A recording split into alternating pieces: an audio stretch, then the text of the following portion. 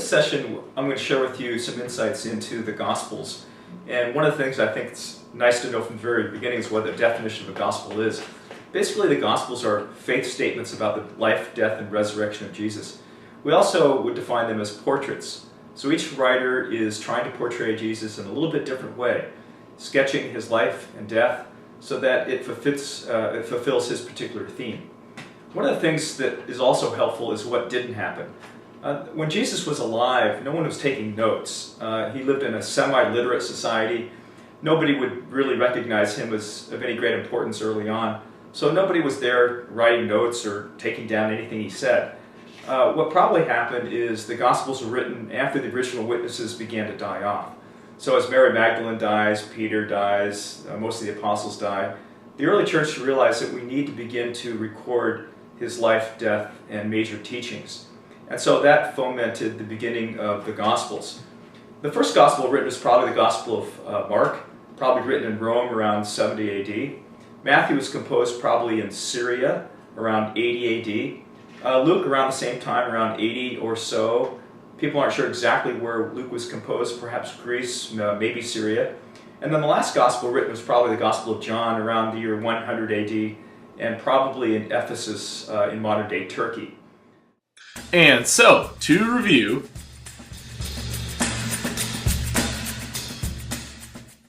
it's important to know that none of the apostles were probably the authors of the Gospels because, as I said earlier, they had probably all died off. So the question is, why do we call them the Gospel of Matthew and the Gospel of John, who were both apostles? And the key thing is that they were written by members of John's community, members of Matthew's community. But by the time, again, these were composed, the authors of these Gospels were written by members of the community that Matthew and John had formed.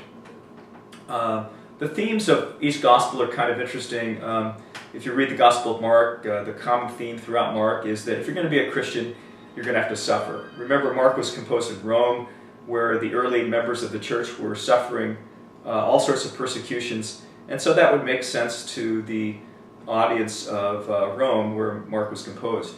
Matthew's Gospel, again, composed probably in Syria. What Matthew is trying to portray Jesus as the new Moses.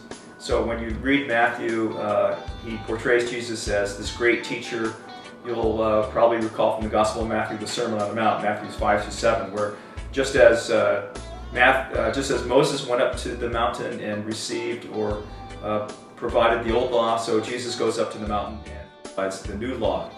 The Gospel of Luke was written probably for the early Christian community, in particularly the poor, the outcasts, women, and sinners. So when you read the Gospel of Luke, it appeals to a large audience, and in particular you see the parable of the prodigal son, the parable of the Good Samaritan that's only found in Luke.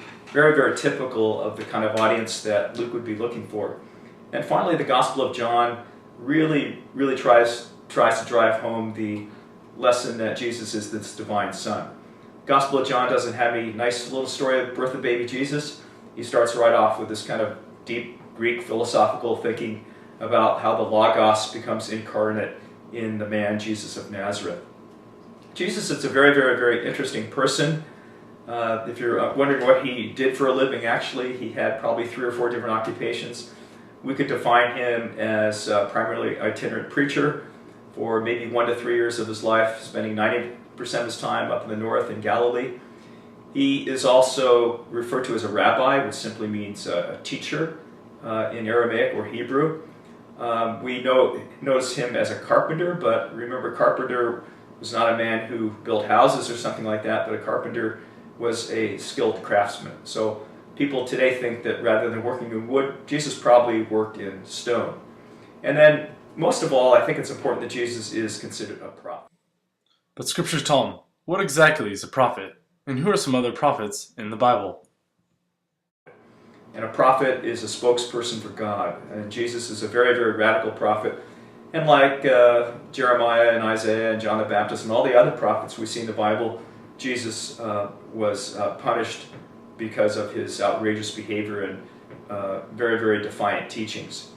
If you're wondering why so many billions of people find Jesus of Nazareth an interesting person, There are several reasons, and what I find most interesting about him is that he was very, very much rejected by a lot of people. He was a very, very radical kind of person, very, very highly prophetic kind of person, kind of a Martin Luther King type of person. For example, in Luke's Gospel, chapter 4, he's rejected by his own family. And back in first century Palestine, family was pretty much all you had. Families were really, really closely knit. So when Jesus is rejected by his family, almost killed in Nazareth by being thrown over the cliff, that has to say something about his character. That for his family to reject him would indicate that he was very, very, very, very unusual.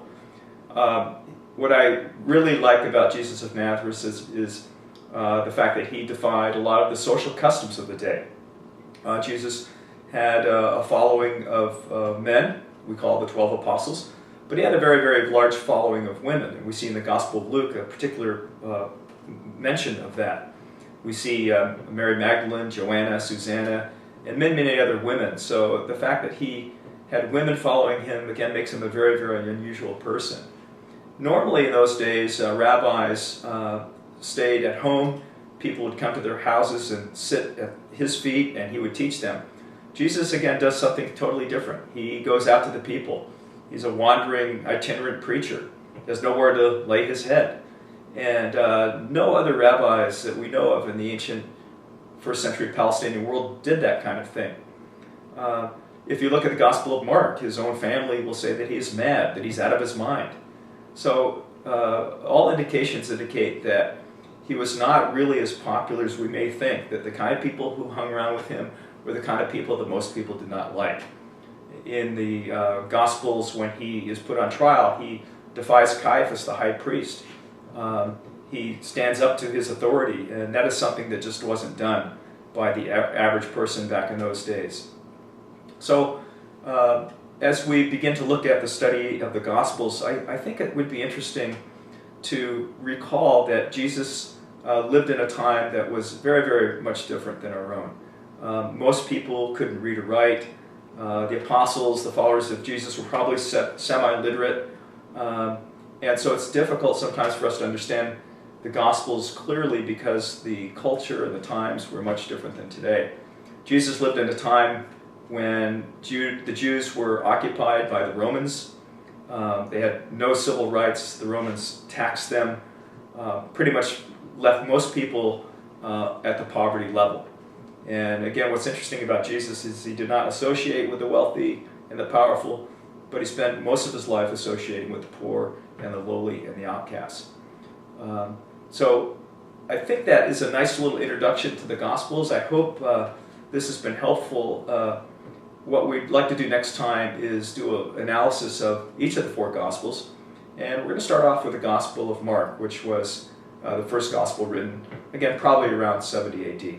So nice seeing you, and I hope you can join again and learn a little bit about Mark.